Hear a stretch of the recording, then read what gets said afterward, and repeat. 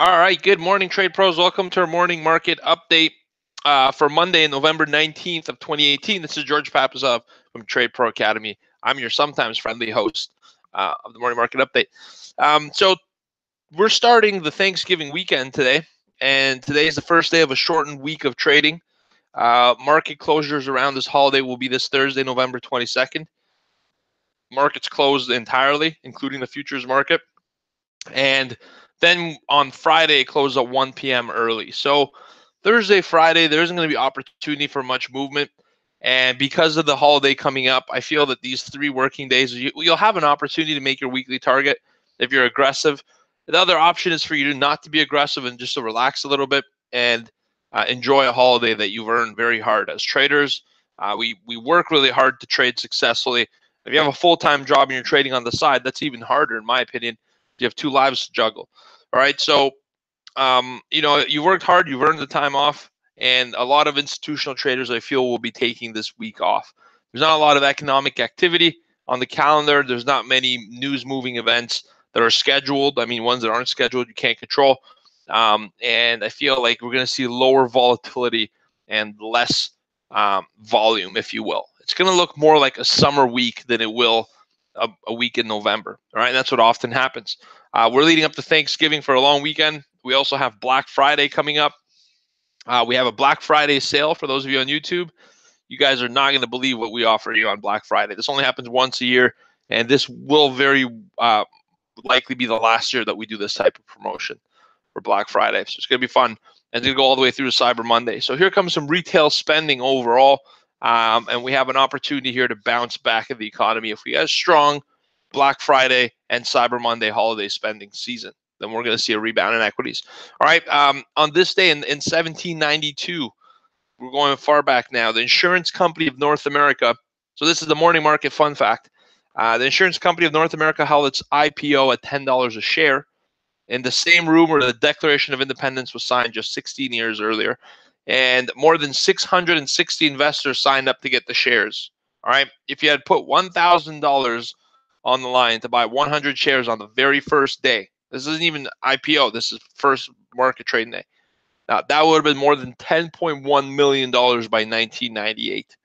All right. And you look at things like this, and you look at Apple, you look at any big company in the space, it's giving you the same opportunity to make a ton of money. So a lot of times we say, oh, well, that was back then. They had the opportunity of their lifetime. But the question is, what is the opportunity of a lifetime today?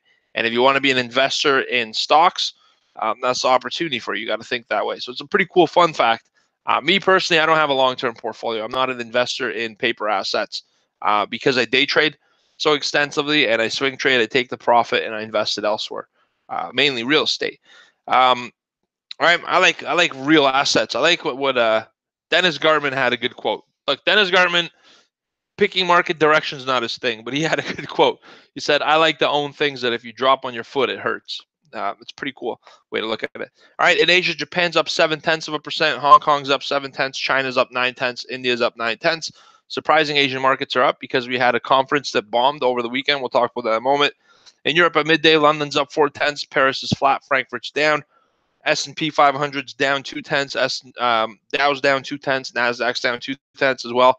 Apple shares leading the way lower, down 2% already in pre-market trading. Watch Apple. If we're going to get a rally here, we got to get Apple to rebound along with other FANG and technology stocks. All right, crude oil's up 0.3, just barely holding on to any gains, and I think we lost those as well. Aren't we back inside the 55 range, Marky? What are we at?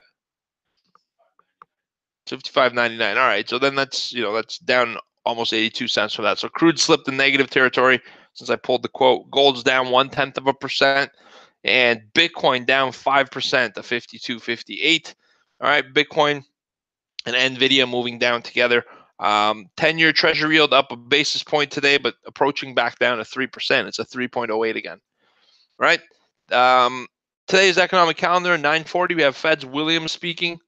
That's going to be at 9:40. I already said that. 10 a.m. we have the NAHB Housing Market Index, NAHB, National Association of Housing Bureau. I don't know. I just took a shot at that.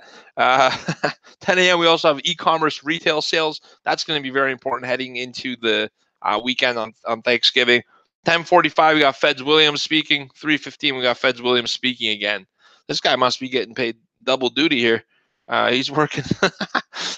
He's really busting tail to speak twice in a day. Earnings this week, very important earnings for the retail sector. So I still have this XRT long trade idea that I did not get an opportunity to dump as it rallied. In all honesty, I was busy and I lost out on an opportunity to take some profit. So what do? Have now a losing position that's down, but it's not out yet. So XRT, we got Target coming out, or as our folk in the French mother tongue, the Francophone tongue would like to call it Target. Lowe's, Kohl's, Foot Locker, and Best Buy all reporting earnings this week. So that's going to be fun. Other than the earnings, we don't really have much on the calendar. That's why it's expected to be a slower, reduced volume volatility holiday trading week. What we got is on Monday at 10:30 today, we have government Bank of Japan Governor Kuroda speaking. That's going to be late. That's a currency opportunity. On Tuesday, we have out of the UK at 5 a.m. inflation report hearings. We're also hearing that for the Brexit update, Theresa May did not get the 48 required votes of no confidence to remove her from cabinet. She got 40. I think she was 6 short, which would make it 42. All right. But you're going to continue to hear a little bit more about that as the day escalates. And we don't really have anything on the calendar. Wednesday, durable goods orders. That's the most important indicator on Wednesday, November 21st. Thursday, we're closed. No oil inventories, no API, no DOE, absolutely nothing on oil. So it's going to be moving on technicals. And Friday, we get some stuff out of Canada, inflation and retail sales. So, oops, kicked the camera. Got excited. Very comfortable today. Feet crossed, leaning back. I feel like I'm at a campfire telling stories to children for some weird reason. I don't know, guys. I get weird, and on Mondays that trend's exasperated to the extra weird side. No economic news. Other than that, we had a pretty terrible conference out of Asia. So it's called the APEC Summit, and it's been going on for 29 years. And tensions between the United States and China were so great that this is the first time in 29 years of the summit that they have not issued a joint communique or communication. So English would call it. They didn't issue a joint statement, and these statements aren't. They're not. They're a political thing, and this is an opportunity for some kind of collaboration to take place and to put down a political agenda to say, look, this is what we want to accomplish. For goodness sake, you might not even have to accomplish it ever. Like politics, you promise a lot of things and you get a few things done. That's kind of the idea. Honestly. And so this APEC summit didn't even put down anything on paper. They didn't issue a joint statement because tensions were so bad between U.S. and China. Vice President Mike Pence, I think, wins for having the most what should I say, the most like outward death stare at Putin the world could ever have seen. It's a very interesting thing. Look at it. Type in Mike Pence on Google afterwards, death stare Putin, and he just stormed down. Very interesting. He said the following, Mike Pence: "We put tariffs on 250 billion in Chinese goods, and we could more than double that number," he said at the summit. "The U.S. will not change course until China changes its ways." That's like you having a hot chocolate convention, and you invite somebody and they say, you know what, we're putting tariffs on cocoa. Your hot chocolate sucks. You need to change it. Thanks for having us. Obviously, they're not going to issue a joint statement. You're going in the backyard of somebody's place and pretty much tearing down their business model that you jointly built with them. That's the interesting part. Anywho, that's a little controversial. It was hosted in Papua New Guinea. Donald Trump had some remarks as well last week on this. And we're really looking forward to this end of November G20 summit, where it won't be Mike Pence, it won't be the vice president, it won't be the second tier staff or the B squad, it'll be the A squad. Trump and Xi Jinping are going to meet together. All right. President Xi and Trump will meet after the conference. That'll be interesting. Markets waiting for that. Other than that, we don't have anything else. Donald Trump said the CIA report blaming Saudi Crown Prince MBS Mohammed bin Salman is premature and early for the killing of the Saudi journalist, and that a few things were left off of the investigation. he said that he'll receive a complete report on Tuesday and comment on it, which puts that as an interesting time frame. Obviously, Saudi Arabia is helping the effort to oversupply the market in oil, as Donald Trump wants, because he wants lower prices for oil, and he's getting them for the most part. All right. So watch Tuesday. There could be some volatility around markets, especially oil, based on that report. And that's that.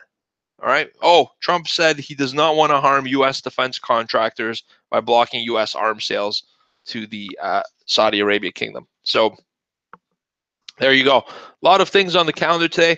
I'll tell you guys this. It's do or die moment here for the equity market this week. We got a rebound.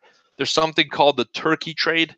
And in the last, the stats, I got to pull up the note if you really want the exact numbers, but these are pretty close.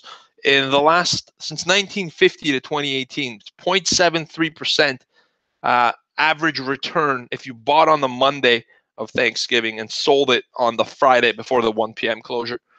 All right, and it actually happens with 73% frequency, 0.91% gain. That's the exact number. Just popped in my head as I was talking about it. So look for some bullish tendencies. We are starting to get excited for the holiday season. I think the market rebounds, and if it does not, and it breaks out key support structure below, start selling rallies because things are going to drop a lot. It's time to lift off here. If we don't lift off, we're dropping, and we're going to look for that today. I'm going to turn around, give our team some levels, some key support structures to look for, above where to buy and below where to sell, and that's it. And today we're just going to have to wait. All right? Expect a little bit of a slower day, but be prepared to have volatility. Expect one case, but be prepared for anything. And I think the slower volatility is the way to go today. All right, so today I'm going to be trading less. I'm going to follow my 3 rules. I'm going to end it off on this. Less trades, all right? Less contract size per trade, which means I'm trading smaller, trading less often, obviously, and I'm taking profit quicker. That's my 3 rules on reduced volatility trading. So you guys have a great day. All the best. And we're getting ready for the holidays. It's exciting in the U.S. Canada, we don't have Thanksgiving this week. We already had it. Right, Marky? When was Thanksgiving in Canada? Couple weeks ago or something? Yeah, it was a couple weeks ago. Let's just call it October. We already had our Thanksgiving. So, yeah, Canadians are a little bit more eager than, as it gets so cold by November in Canada, rather. We got to do it early. Right? My mustache is frozen. I'm inside. My igloo, it's pretty cold in the igloo, guys. The igloo's cold.